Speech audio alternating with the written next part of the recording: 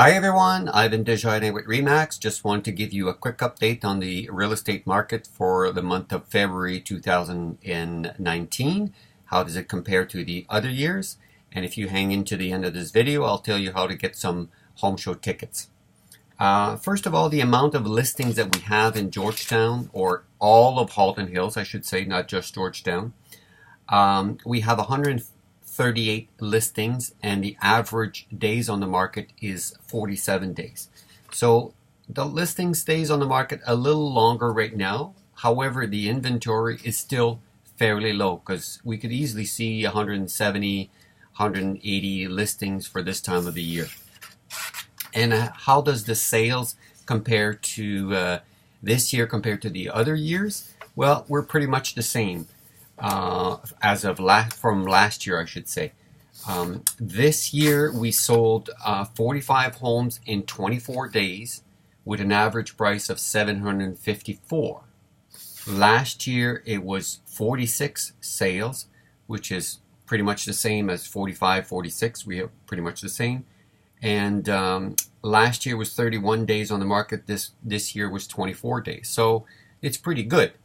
But if we compare it to 2017, when the market was really hot, that's when houses were on the market only 22 days, so they were selling very fast. But the interesting number here is that last year was 99% of asking, and this year is 98% of asking, so pretty much the same. But in 17 we were getting 106% of asking, so that's where the difference is. I think the lower end of the market is fairly stable, sells fairly quickly, especially if your house shows fairly well. It shouldn't stay on the market too long. However, what's the long-term prediction for the real estate market? I think this year, if the interest rates remain fairly stable, I think real estate will move along pretty good. The higher end of the market is still a little sluggish. In around the $1 million mark, I think that's the sort of the point where it gets a little slower at that point.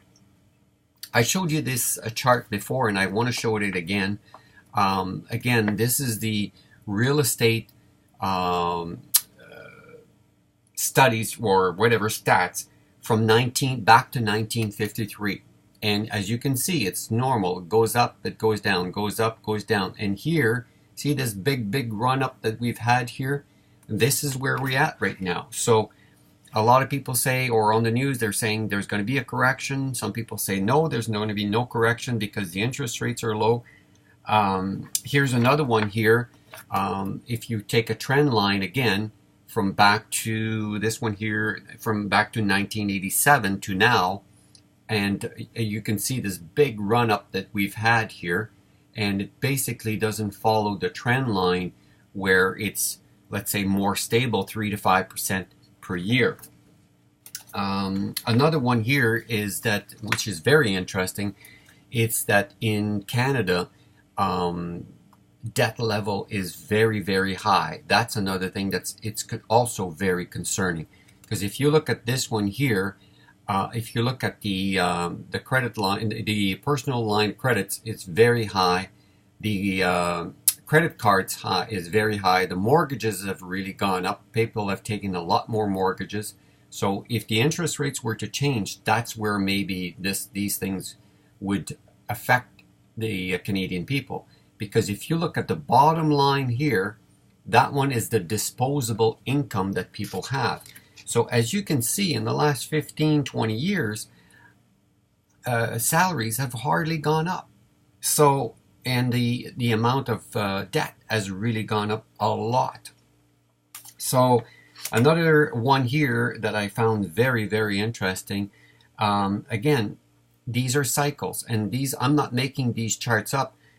These charts, these are some things that I've downloaded from the internet.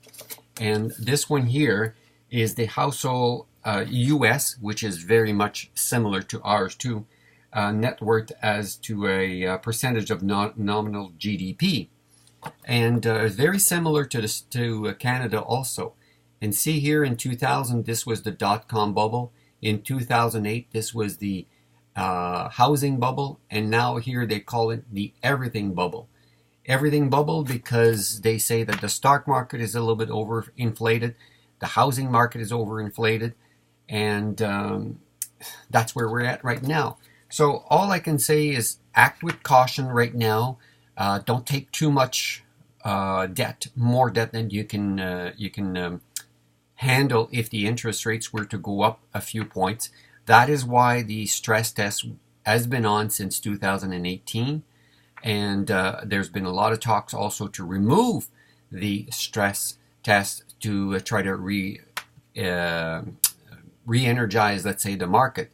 But there's a point where, you know, the balance of the debt and increasing the interest rates, all of this plays into how can you keep the market fairly stable. Anyway, also I wanted to give you, I've got this here, put it aside. I've got some home show tickets that I've purchased.